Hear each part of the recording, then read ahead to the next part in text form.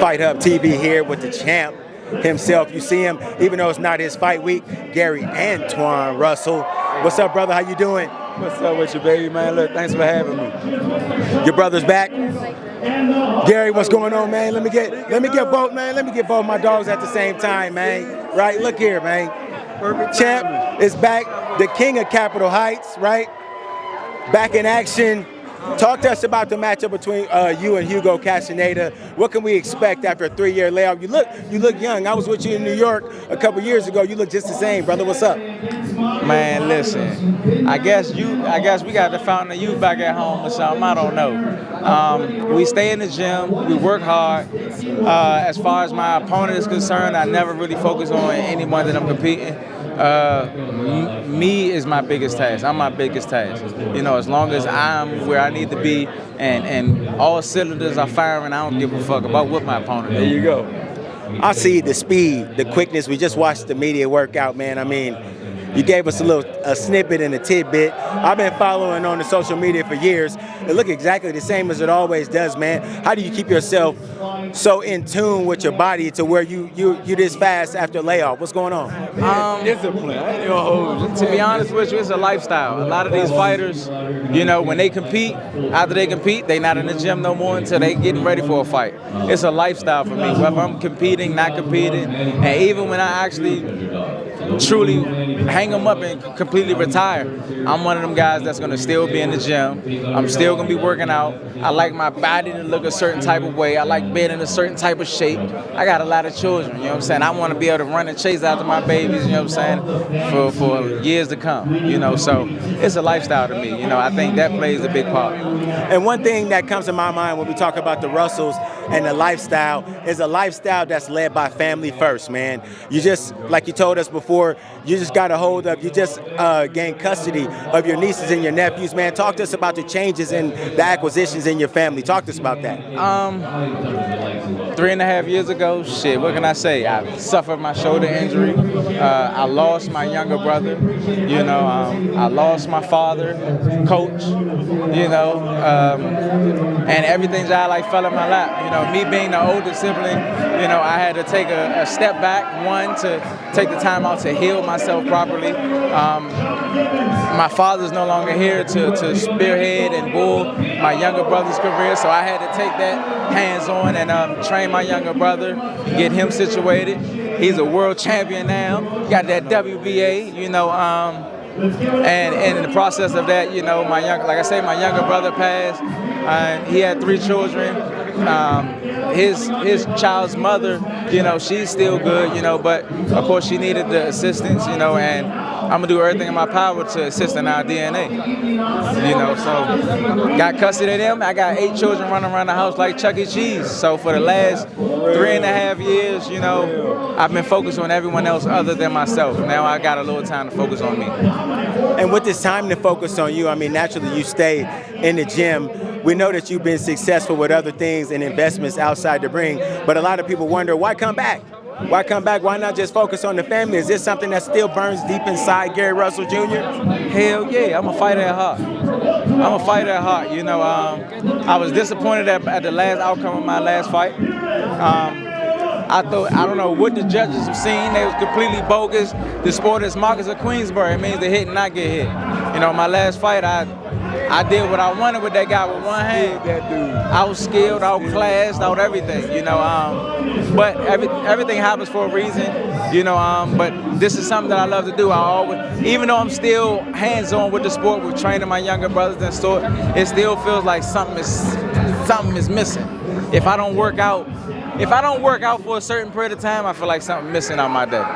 Okay, and talking about something missing, champ, the guy behind you, over your right shoulder, Manny Pacquiao, said the same thing. Man, something was missing from my life. I need to get back in boxing.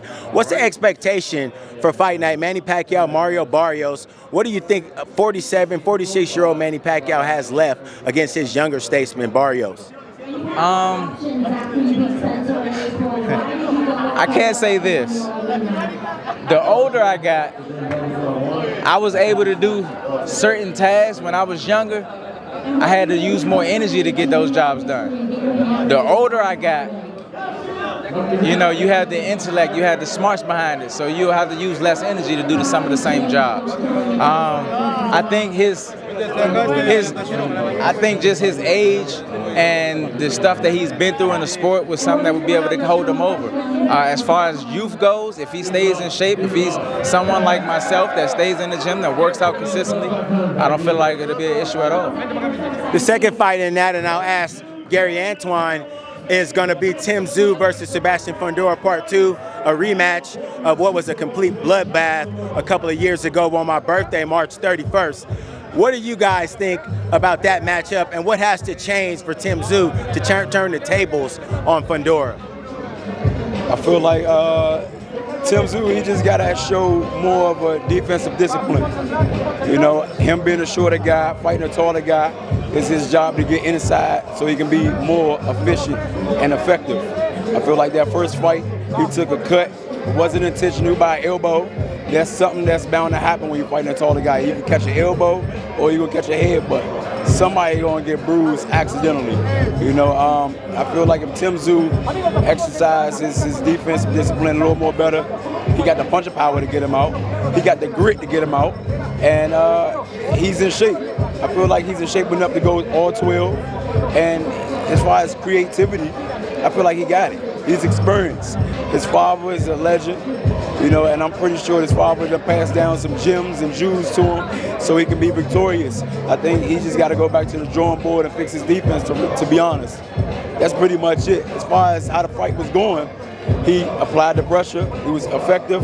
You know, he stayed in his chest, did what he's supposed to do. And I feel like mainly the cut got to him psychologically. It was a lot of blood, you know, and that kind of like threw him off. You know, but the heart in him made him continue on. And I feel like if he got that same heart, that same drive, and he fixed his defense-wise, he got this fight in the bag. And your brother mentioned it, Gary, about fixing the defense. Metazayev separated him from his consciousness, where after the post-fight, he basically looked at us and told us, man, I don't have any idea what happened in order to even correct it. I don't know what happened. Where does he go from there? To be honest with you, this is something, I'm gonna take a shot at Tim Tsyu's corner. In my personal opinion, I thought Tim Tszyu was winning the first half of the fight until the cut took place. He was landing the cleaner, the harder shots before the cut took place. I think his corner should have been a little more smarter. If they would have went to the scorecards after that cut, he would have won that fight. He would have won that fight. I think it wasn't until the cut took place that you seen the change in action or the change in tide in the fight. You know, so I believe if he brings that into this fight, I think he should be able to get this fight. I'm going for Tim Tszyu in this fight, and that's no shot at Fundora because I like him, you know. But just watching the first fight, I felt like Tim Tszyu, if that cut wouldn't have took place, he would have walked away with that fight.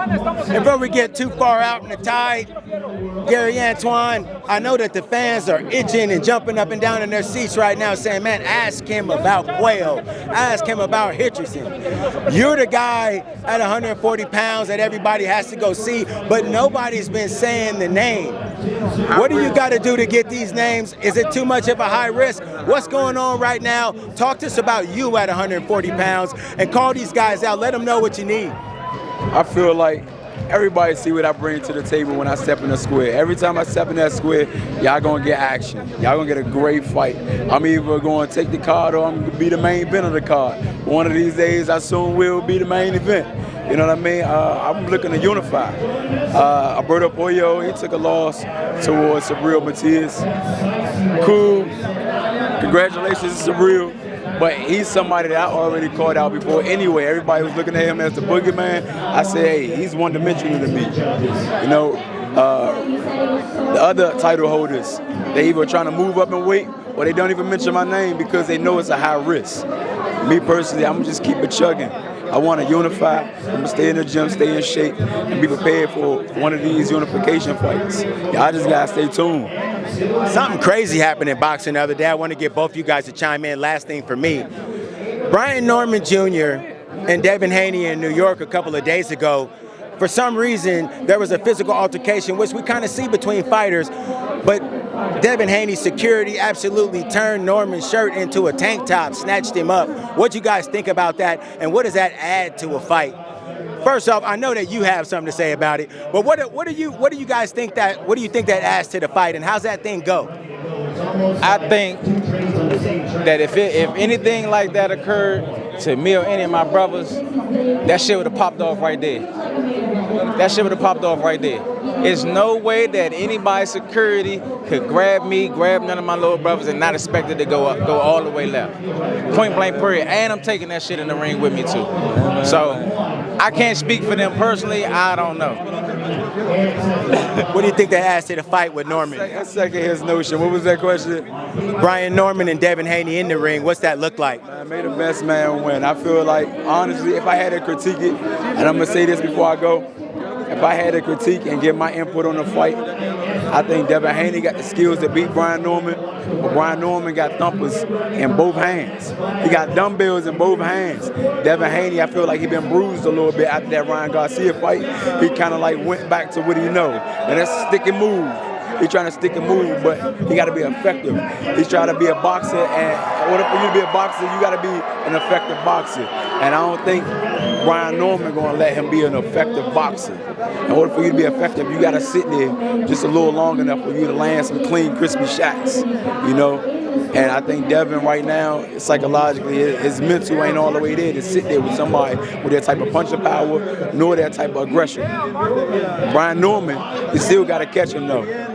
He got to do his job too. You could be strong, you could be in shape, but just because you're strong and in shape doesn't mean that you're going to get that victory. You still got to put this guy in the corner, cut the ring off, and land some clean shots, some effective shots. You got to get the job done too. It can go either way. I call it a coin toss, to be honest. But hey, may the best man win. There you go, fight fans. You just heard from a real champ. This is Fight Hub TV with the champs. Appreciate your time, brother. Thank you, man. Always, bro. Thank you, boss man.